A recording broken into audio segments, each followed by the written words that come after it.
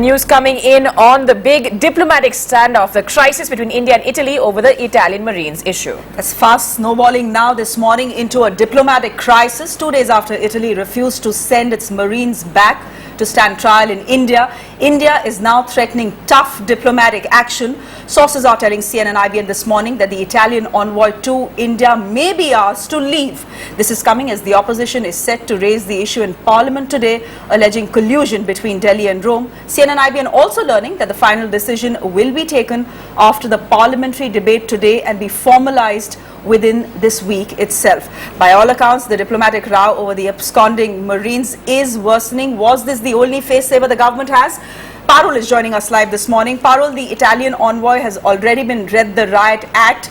Is his expulsion something the Indian government has already decided upon, or is it still under consideration? No, this is an option that's on the table, but this is the most plausible outcome of this current crisis between Italy and India. Why I say plausible is, of course, there are a range of options that India can exercise, going right up to breaking all diplomatic contact with Italy or even deciding not to do business with Italian companies. But these options are also, in a sense, painful for India. When you expel the Italian ambassador to India, that, in a sense, is the least painful option that the government can exercise, and he is, in a sense, completely in a position to be expelled. He was the man who had given that guarantee to the Supreme Court, and of course he's in Italy's top representative in this country.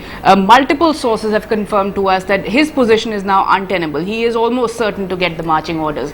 Ambassador Daniele Mancini being asked to leave is almost a matter of time now. That decision is to be taken formally, but there is a very strong view within government circles that he will be asked to go. And Parul, at the same time, Italy saying they had asked for diplomatic talks earlier to resolve this crisis. That's not going to cut it right now. We've had the Prime Minister saying this is just unacceptable. But to take it further with you, there are also legal options. Will business ties be affected? And of course, we've been talking about this earlier. The Augusta Westland probe, something India's been looking for Italian cooperation on. You know, Amrita, these are exactly the reasons why this is so messy. First, it's been a lingering crisis. It didn't just suddenly erupt. There was a problem for the last 1 year, ever since those two fishermen were killed, and there were very clear differences between India and Italy. India actually ended up taking a maximalist position. There was a difference over jurisdiction, there was a grey area. India decided it would insist that the trial takes place in this country, and one could argue that ultimately it's that tough line that India took and then failure to enforce that tough line that has landed them in this soup.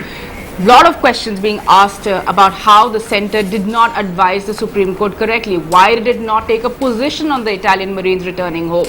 That is certainly expected to come up in Parliament today. And of course, the other issue that you talked about, Augusta Westland, opposition in a sense insinuating that the government is being soft on Italy because it wants them to go slow on the Augusta probe. Also vague references to Sonia Gandhi's Italian origin. So it's an all-round messy situation, diplomatically, legally and politically for the government.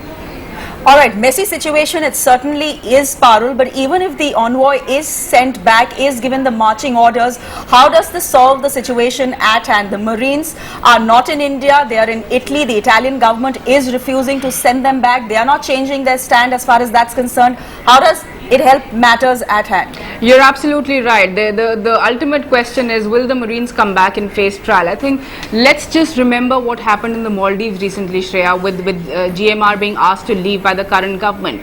Could the Indian government do anything to stop that decision? No, because ultimately it's every government's right to take a decision in what it believes is its national interest. So another country cannot really interfere or try and persuade or whatever. So in this case as well, Italy has taken a conscious decision that the Marines will not come back and face trial in this country. The question before India is, what cost will this government impose on the Italian government? If, as it says, it's unhappy, or the Prime Minister says this decision is unacceptable, what we all need to look out for is what are the costs that this government is going to impose on the Italian government for violating an undertaking to the Supreme Court, for not discharging its obligation as a sovereign nation given to another country. All right, Paul, we have to wait and watch all these twists and turns with you as you talk about the costs for the Indian government. Of course, domestically going to face a lot of heat from the opposition, as you mentioned, in Parliament as well. The government, the centre, also answerable to Kerala. And Chief Minister Oommen Chandy will be meeting Prime Minister Manmohan Singh, we're told, in Parliament today around noon. Now, the news of the Italian ambassador possibly being asked to leave coming on a day, as we said, the BJP is set to raise this issue in Parliament, alleging collusion, as you heard, between New Delhi and Rome. That's one of the theories they have. But did India have any other options? Here's part of the debate that played out on India at 9 with Rajdeep Sardesai.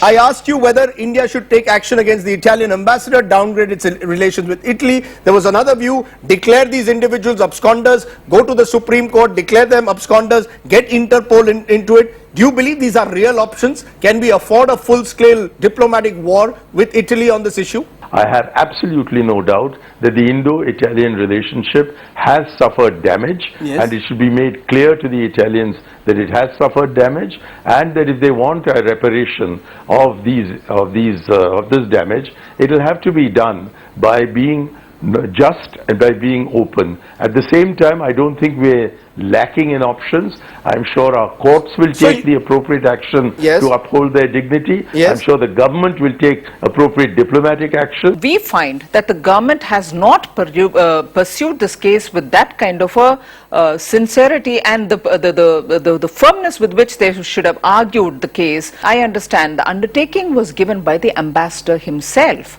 So, if that is right, what are we doing to, first of all, pull up the ambassador saying that you betrayed the trust that the court, the government of India had on them? Certainly we should make a démarche. Certainly we should call in the ambassador and etc. or recall our ambassador for a while.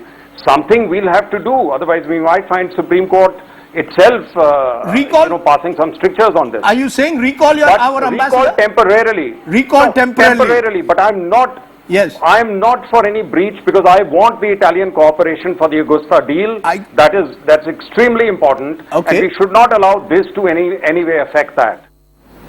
As that debate continues, India is mulling its next step this morning. Italy, meanwhile, continues to insist it wants a diplomatic solution, but there is no question of sending the Marines back.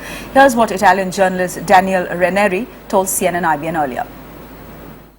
I think that the Italian government simply doesn't accept the fact that the two Italian sailors are kept in India. The Italian government wants a diplomatic solution. I mean, wants to negotiate the fate of Italian sailors. It's not worried about the repercussion, the possible effects on bilateral relations with India. I think that the way the Marines will be prosecuted in Italy, and I think really soon.